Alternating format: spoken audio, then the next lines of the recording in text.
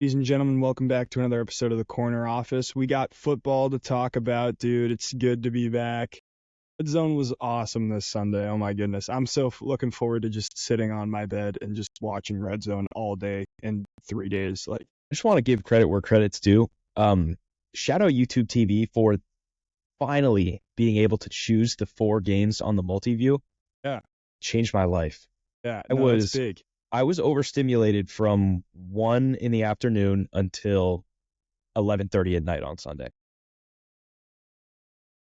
It's hard to name a time that's better week in and week out than NFL football every Sunday. You know what I mean? There There's one. aren't way that it's set up, there just isn't anything like it where there's a game every hour of every day, every minute. Bro, I was watching Red Zone and you literally are in the action for all 4 hours of runtime. Because when one game goes to halftime, another game starts. When this goes, it's insane how they Uh, run it up. And the NFL did a great job this week of having the 1 o'clock games end at the exact same time that the 4:05 games started. And I mean, No, I they know. weren't good. They weren't good games, but it was week 1, so it didn't matter.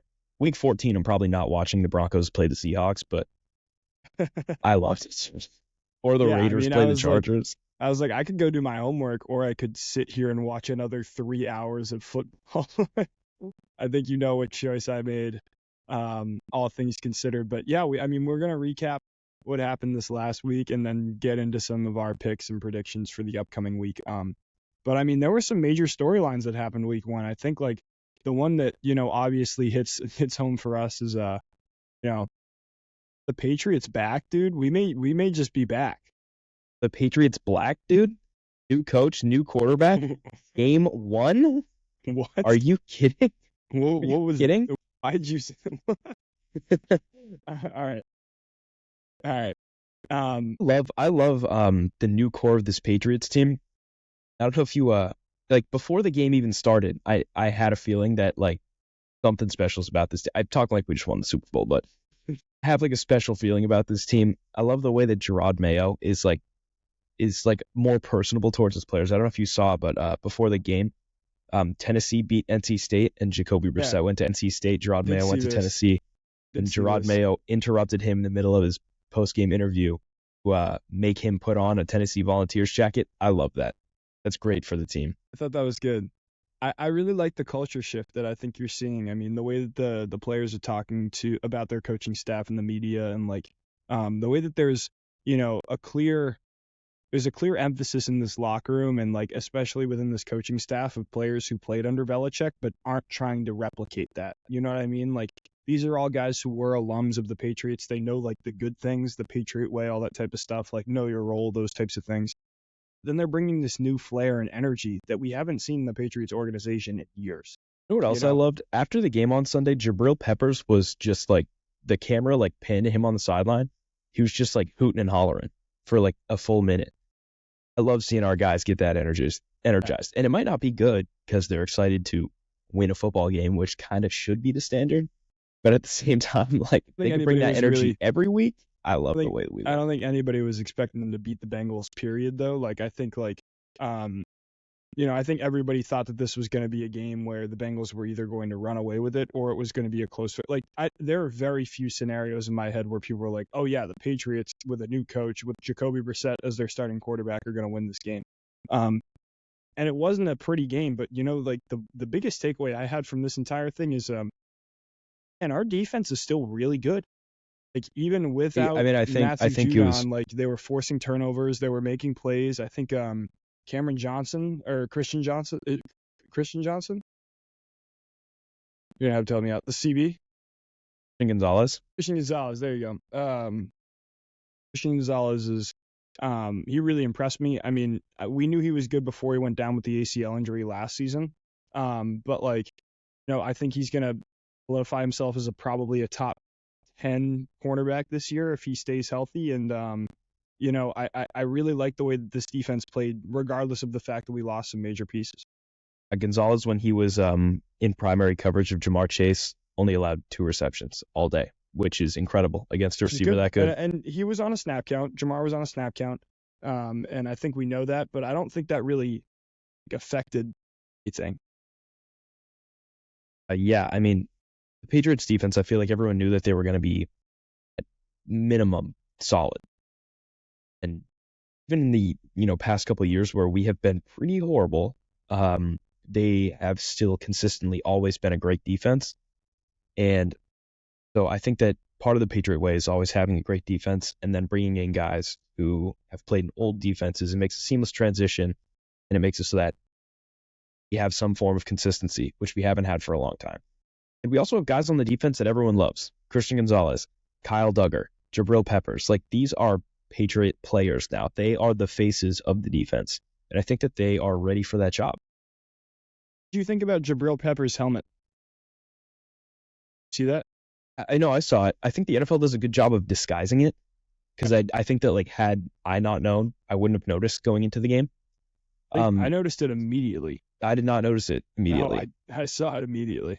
But I get it. I mean, we see head injuries all the time, even We're with, gonna like, talk about last one night. later on too. We'll yeah. talk about it later, but last night seeing Tua, like, maybe if he had the fat helmet, he would have been prevented from having such a bad head injury. You know what I mean? So, Yep. I mean, I'm not really against it. I just think that, like, if it's gonna make him a worse football player, maybe lose the styrofoam.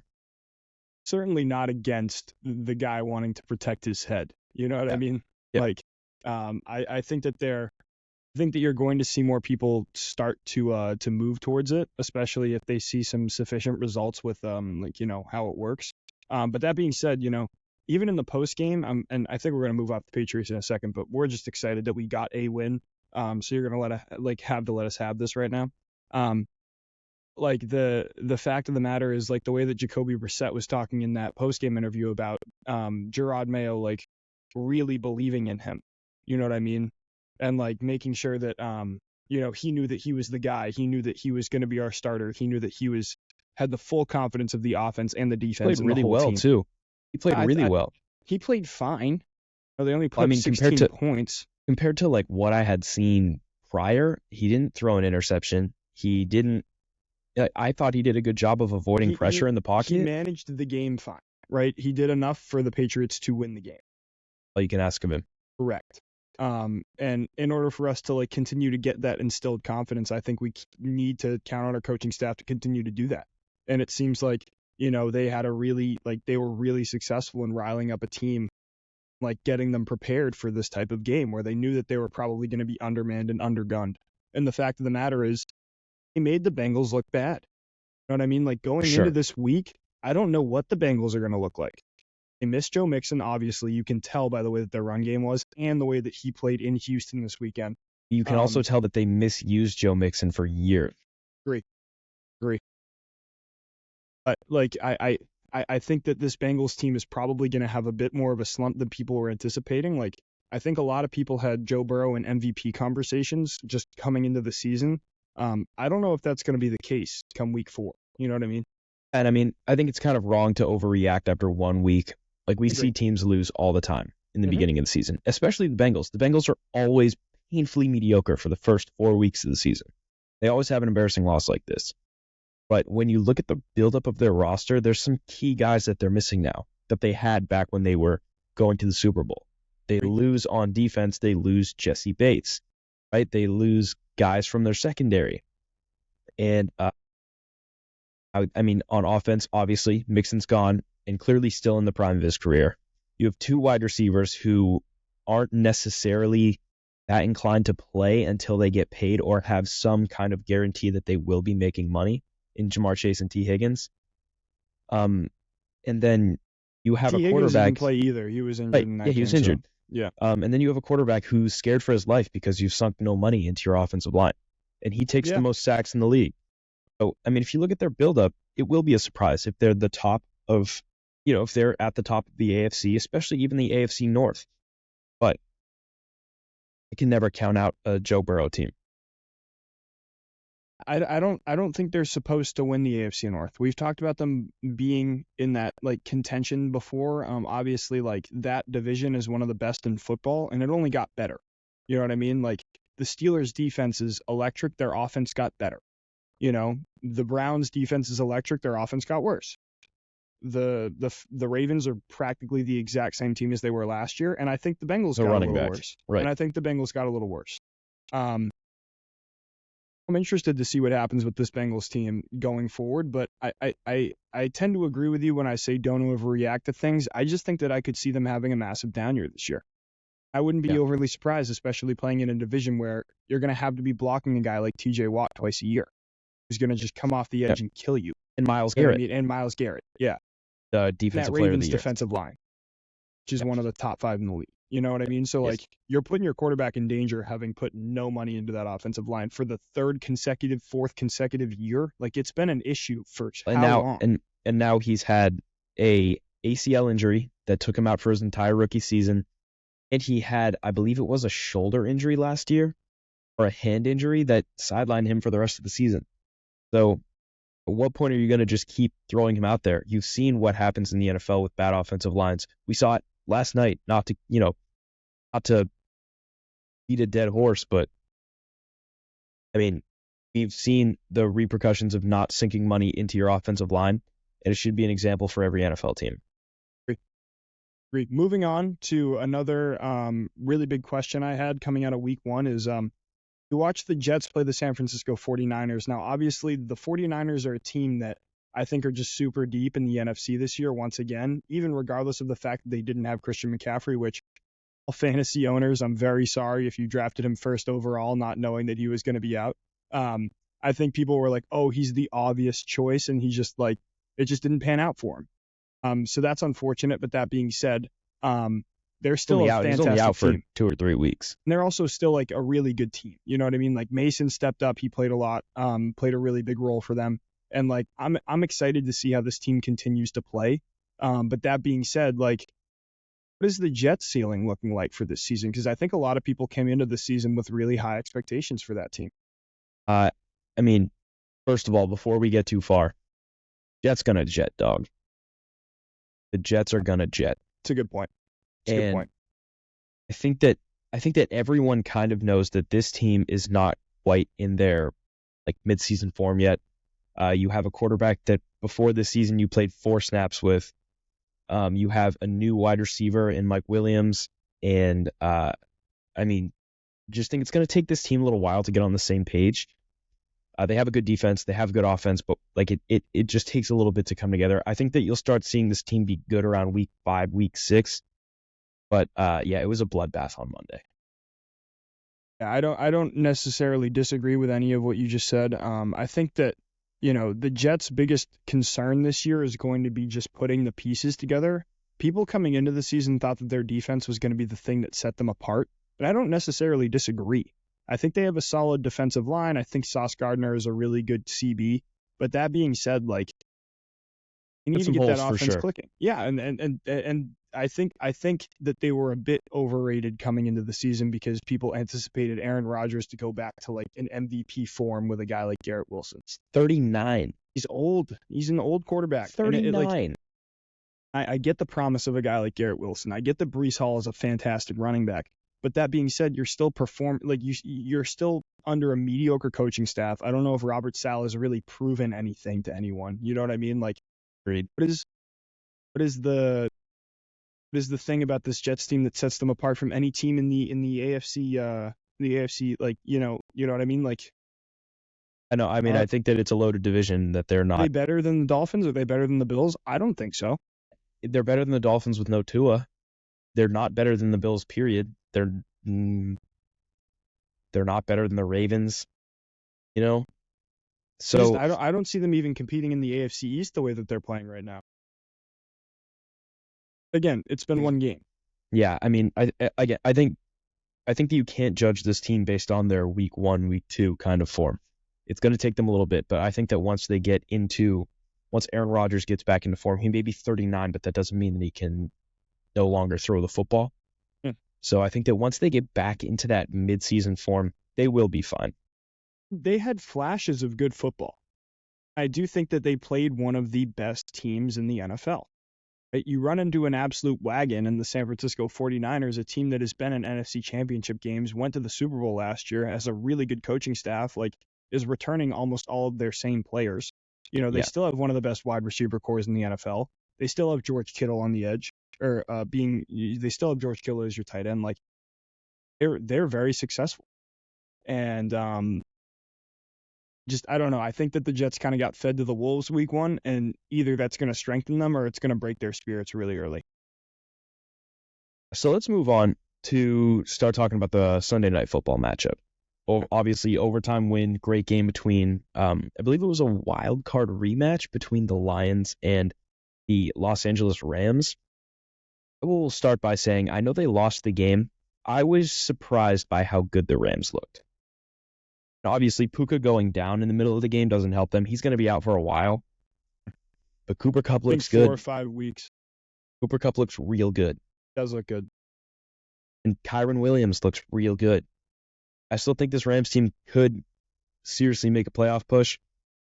I also think that the Lions kind of picked up where they left off. I think that they can still sling the football. Obviously, Amon-Ra had a rough game. 2 receptions, 14 yards. That's not what you see out of him. But the Lions just ran the ball down the Rams' throat.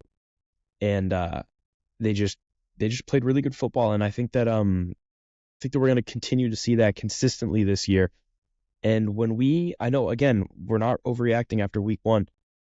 I think the Lions are favorites to win the NFC right now.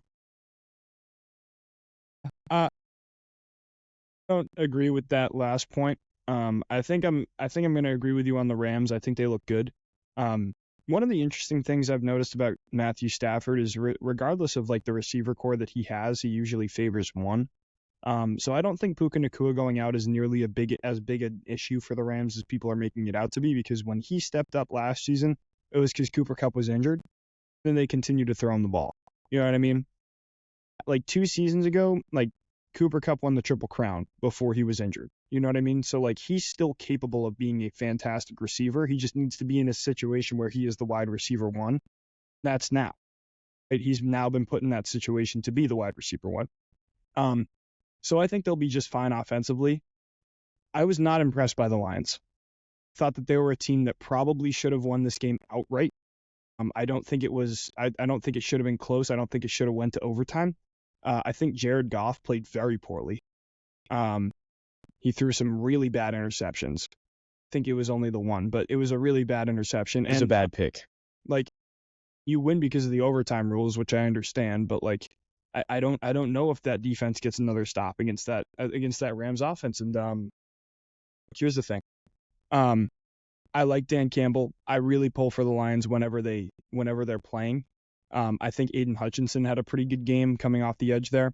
But I just think that their ceiling is going to be completely limited by their quarterback play.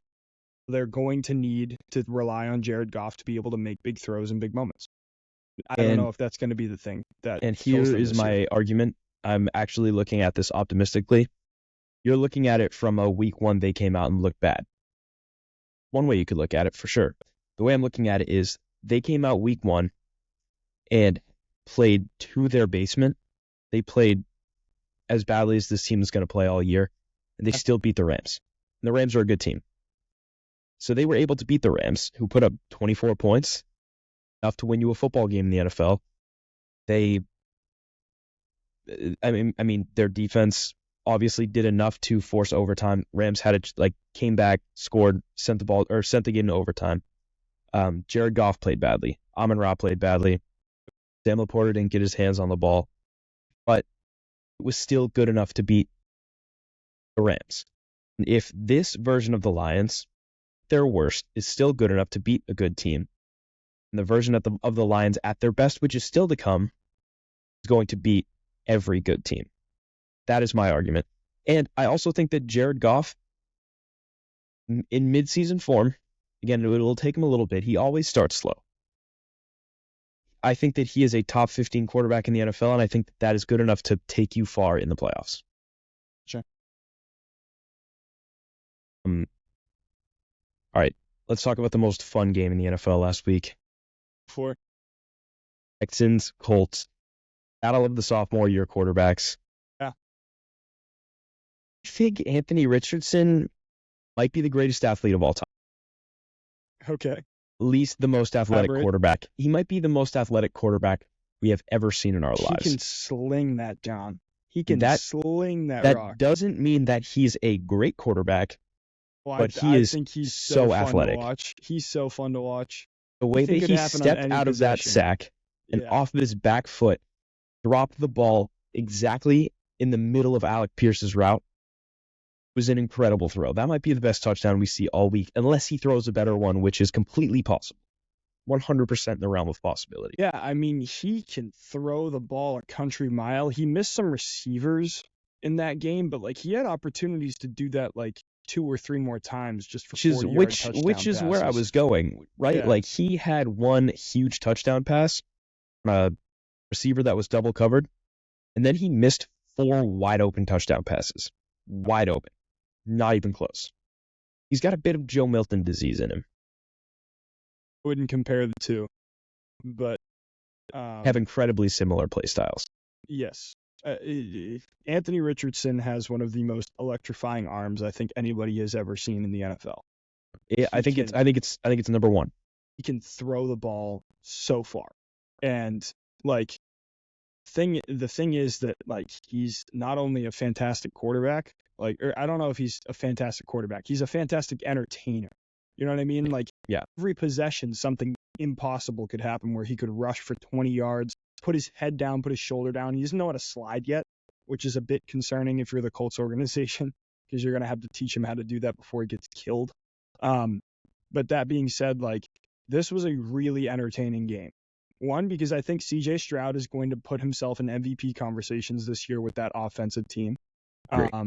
He's got Stephon Diggs, Nico Collins, Tank Dell, Joe Milton. Like he's looked a lot better than people thought he was going to.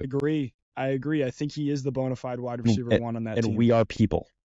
Yes. We did not think he was going to look that good. I didn't think he was going to look that good. I thought Nico Collins would be the wide receiver one. But that being said, like, so that team looks really good. And then you have this Indianapolis Colts team where obviously you have Jonathan Taylor in the backfield, and then a bunch of young receivers. And Anthony Richardson, as long as he can stay healthy, could take this team to the playoffs, I think. Agreed. You know what I mean? agree. I agree, but it comes down to him being able to make the 14-yard pass instead of the 48-yard pass, or him just hitting his wide open receivers, right? Like he will probably throw a bomb right around once a game, but he also is going to miss 5 open touchdowns once or every game. So the guy hasn't played a lot of football. That's the weirdest part, right? He's only started, 17 games since high school? Yeah, something like that. Which is nuts to me. Yeah. So his arm talent is undeniable. You know what I mean? It's just like, can he put everything together? We are going to see, hopefully, because if he can, he's going to be so much fun to watch. Yeah. I mean, he already is fun to watch. He's going to be even more fun to watch. He reminds me of it's going to sound a little crazy, but he reminds me a bit of like Jameis during that Bucs season where he threw 29 picks and 29 touchdowns, where he was just throwing the ball around and it would either get picked off or it was a touchdown pass. That was certainly fun. Like. That was certainly fun. I don't think A-Rich is going to throw that many picks. Yeah. But that was certainly a football season. Jameis ball was fun. That game was awesome. Yeah.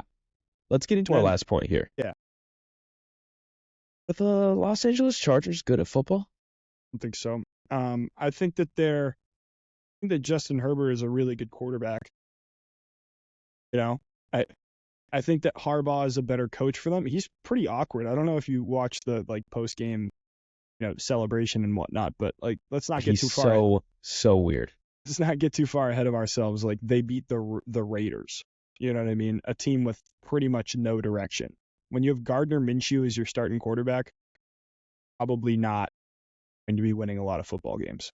What were the Colts last year and they almost made the playoffs? Yeah, I think J.K. Dobbins looked good. I think J.K. Dobbins will get a lot more carries this coming week. And I think that if he can continue to produce the way that he did, that he will be a top 7 running back in the NFL, fantasy-wise. He's got to stay healthy. Yep, that's the His problem. biggest issue was last year and the year before that he tore his ACL. And Gus Edwards had more carries than him, but he had 10 for 135 and a touchdown. Yep. So, I mean, if he's getting that with only 10 carries, again, Raiders, right? Oh, Los Angeles Raider, Las Vegas Raider. Yeah, Then he will probably be a monster. just don't know who Justin Herbert's going to throw the ball to this year. Lad McConkey. Yeah, Lad McConkey. Learn the name. All The right. name. So it's like that's his wide receiver one. I guess he's still got Quentin Johnson on the roster, but He's like got Josh Palmer too, but Josh Palmer is horrible. He cannot get open. But so like I think the Keenan Allen loss is probably bad for both of them. We're gonna talk about the Bears a little later, but like I don't know what this team is gonna look like going forward, especially with the fact that you're gonna play a better defense eventually, and who are you gonna throw the ball to? Like he only threw for like 145 yards. Like Justin Herbert did that. You know what I mean? Like he's a guy who's for 145 yards, something like that. It was like not a lot. but they ran the ball for about 200 I mean, they yards. did run he threw for 144 yards and a touchdown. Those aren't really Justin Herbert numbers. I know it's not. All right, let's move into week 2 now. Okay. First game happened last night. It was Dolphins-Bills. Always a good game. The Bills are so good at football. I don't know why. Like I don't know what the story is. James Cook is a top 5 running back in the NFL. And that's something the Bills have never had. The Bills have never had a top 5 running back. People hated James Cook. You know what I mean? Hated James Cook. Yeah, I don't hated know. Him. Couldn't stand it. Why? I don't know why that was, but like people were not a fan of James Cook, and he just had a really good day yesterday. That being said, they ran all over. I mean, all over Miami, which I think a lot of people were expecting. He did not play a good game. Yeah, he didn't play a great. He didn't play a Josh Allen game because he didn't matter. They were up 30 points at halftime. You know what I mean? Like it didn't matter. It didn't matter. And then once Tua went down, the game was over. You know what I mean? Do you have an update on Tua? Concussion, I think. Tua took a really big hit. He threw 3 picks before the hit, and then took a really big hit where he did the finger thing again, which is just really scary. I think he's gonna have to have a serious conversation with himself about retiring. I think so too. Because I mean they were showing it last night. I mean he played healthy the whole season last year, but the year before he really struggled with injuries, all related to head injuries. I mean, I think that you're looking at an Andrew Luck, Luke Kuechly kind of conversation when you look at Tua. Like, is playing this game really worth killing your body? Because if it happened 4 times in 2 seasons, it will happen again. And that would be incredibly sad. But I don't necessarily think that it's outside of the realm of possibility. I agree. On all accounts, I think that at some point safety has to play a role in things, and I'm interested to see what this Miami team is going to look like without Tua at the helm. What I mean? Bad. They're going to look bad. Well, obviously they're a team that beats a bunch of below 500 teams and never beats above 500 teams. So I don't know if that changes. You know what I mean? Like, yeah. But yeah, definitely a scary moment, and we wish him all the best. Yeah, for sure. I don't think we learned anything about this game other than the fact that like Khalil Shakir is probably the Bills wide receiver 1 going forward. So I think Keon Coleman's the wide receiver 1 in terms of like depth chart. In terms of like depth chart, he didn't get a target. But wide receiver 1 is a position. Being the X route receiver is a position. Sure. And I think that he is the X route receiver. I think Khalil Shakir is the best wide receiver on the Bills and will get the most targets and receptions. And I 100% agree with you. He looked great in week 1. He looked pretty good last night too. All right, let's make our predictions. We did not do this last week. We didn't. But we are bringing it back. And if you don't remember last season, we went through every week and we chose 3 teams to win with the spread. And if you don't know what the spread is, let's say the Packers are playing the Falcons and the Packers are -3.5. That means that in order for us to get a point, or if you're betting, which we, obviously NCAA, we don't. Don't condone, but it makes for more fun. Like, makes it a lot more even. Yeah, it makes it a lot more even because we don't want to be picking massive favorites and just getting it right every week. We have to, give some leeway here. So if the Packers are -3.5, then in order for us to get a point for our game, they have to win by 4 points. And if the Falcons are +3.5, then they have to lose by 4 or less. So that is how we're playing, and that is how our picks are going to be. So we have 3 of those, and then a game of the week, and then a not game of the week, which we are bringing back this season. We're back. I'm excited. All right, let's get it started. What's your first game that you're looking at this season or this weekend? What are you thinking about? My first game that I'm picking this week is, I make this mistake every year. I You do. see the Patriots play one good game, and I think that they're going to win every week, but that is what fandom is about. I have the Patriots covering +3.5 against the Seahawks this week. Okay, you're just not impressed with Geno Smith. I think Geno Smith is going to have a I'm not tough at day. all. I'm not at all. He's I think 34. I think he's going to have a tough day against this Patriots defense. I don't know what the success rate is going to look like for this Patriots offense against this Seattle defense, which isn't great either, but like they have a pretty good secondary, maybe. But that being said, like it should make for an interesting game between two teams that are not very good. So I think that's a good first game to pick. For me, the first game that I am looking at, I'm looking at Bucks Lions right now. I think I'm taking the Lions to cover 7.5, or the Bucks to cover 7.5. Like I said before, I don't hate that. I'm not really impressed with the way that this Lions team is played, and I really like the way that Baker Mayfield is slinging the rock right now. Obviously, Mike Evans is just a fountain of youth for that Bucks team. You know, he seems to be always open. I don't know how it's possible that he continues to have 1,000-yard seasons. I would expect that to continue this year. Rashi a lot, or Rashad White a lot. Yeah, I think that 7.5 is a lot of points for this Lions team that hasn't overly impressed me thus far. Agree. I thought the Bucks looked really good last week. That's a good pick. My second one, I have the Jaguars. They're playing the Cleveland Browns. I did not think the Browns looked good, and I thought that the Jags gave the Dolphins a really good game last week. I am taking Jags -3. Okay, I'm gonna fade that. I'm going with the Cleveland Browns to cover 3 points. I don't think that the Jags are that good. I don't think their offense is that good. But you think the Browns are better? The Browns offense clearly has its holes. They impressed you about the Browns last week. Thing. But that's kind of why I'm taking them, because I think that they're going to have a massive bounce back week this week. I think that the writing is on the wall for this Browns team. I think that they're going to show up and perform. No, I'm banking on the. I thought the Jaguars looked pretty good last week. Thought they couldn't close the game out, which has been Doug Peterson's problem. Against a team that's objectively better than them. They were up objectively 14 speaking. to 17 points in the third. You have to close that game out against Dolphins. Yeah, they were up 17-3. Fair, but if you're up 17-3 against the Dolphins, how many points are you going to be up against the Browns? Play less because they have a worse second. They have a much better defense. A much worse offense. So much worse offense. Capitalize. I would not be surprised if there's a defensive score this game. So the Dolphins' defense is good. They're not great. But it's not they're pretty good. They're pretty good. They have a lot of veterans, like a lot of veteran leadership on that team. Right, but it's not exponentially worse than the Browns. You were up 17-7 going into the third quarter, and then you let up 3 consecutive scores and didn't score the ball in the second half. Against one of the most electrifying offenses in the league. Not arguing about the offense. I'm saying that you had 17 points at halftime and then you didn't score again. You're supposed to have a generational quarterback behind center. You should be able to throw a friggin' touchdown. That is true. Or get a field goal. I don't think the Browns are capable of scoring 3 touchdowns.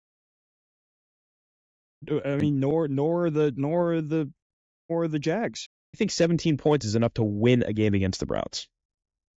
Yeah, we'll see. For sure. We will see.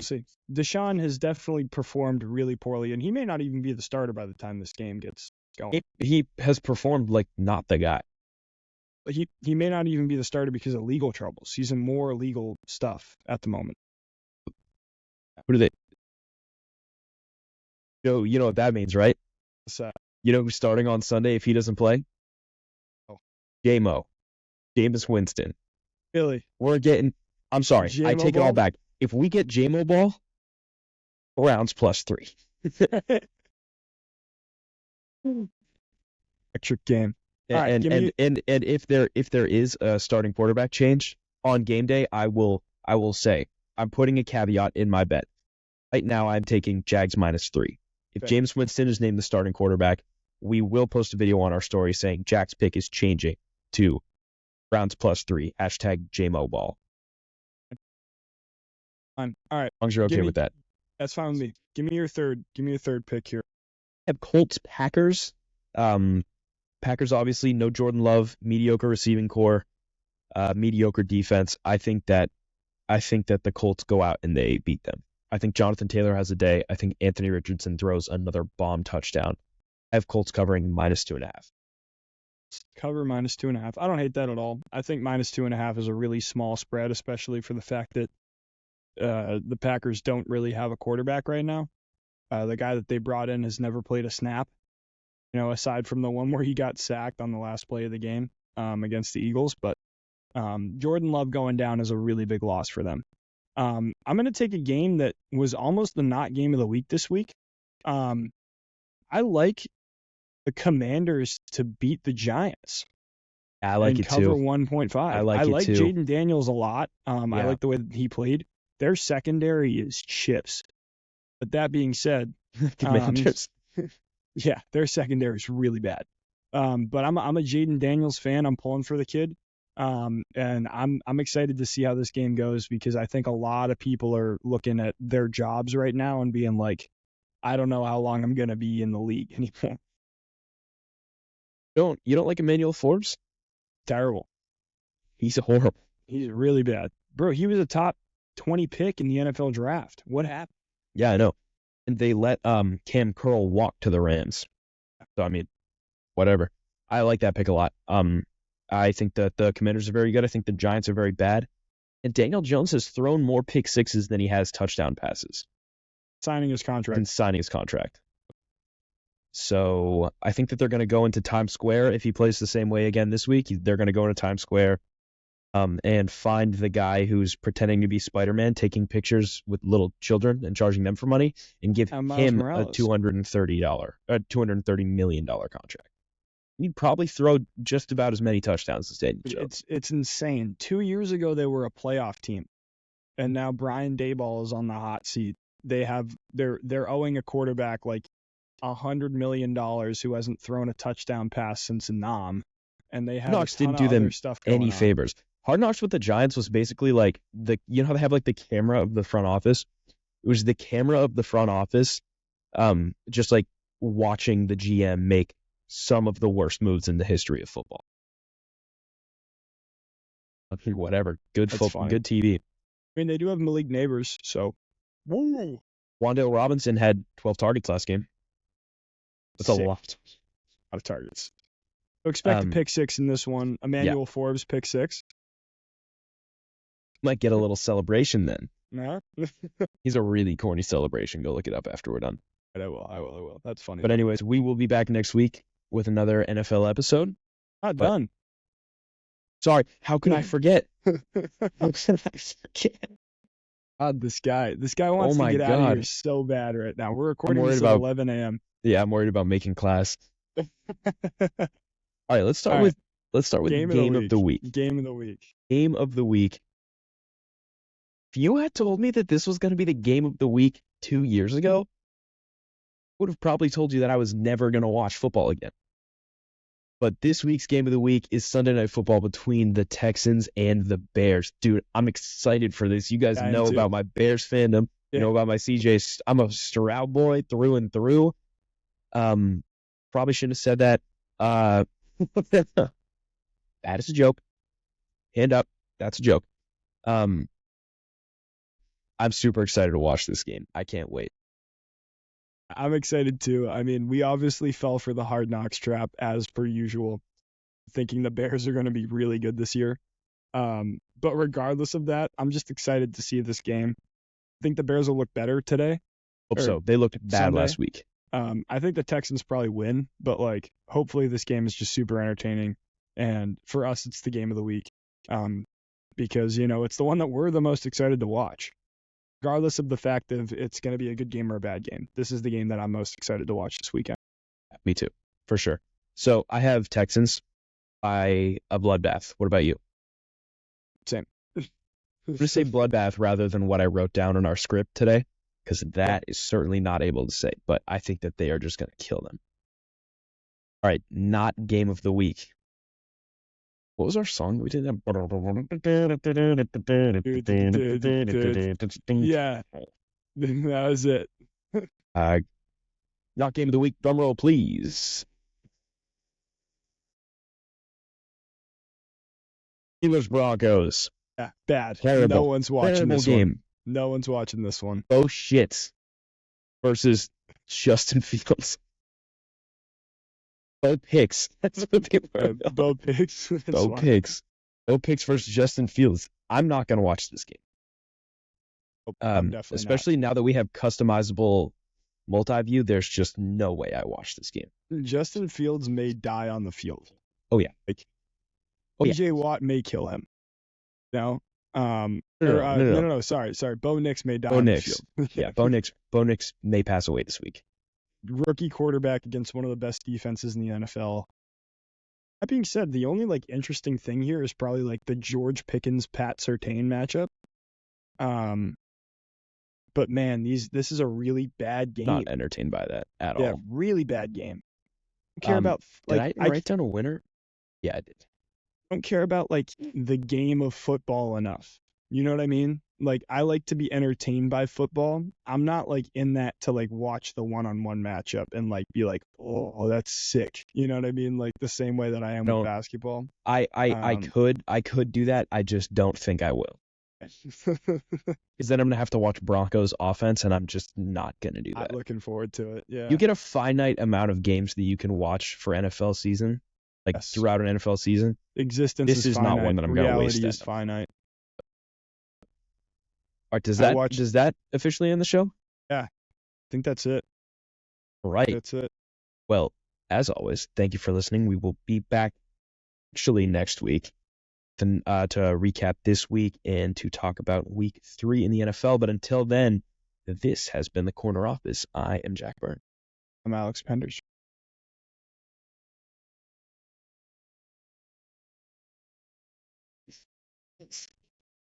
Dribble, bend, elbow, extend, forward.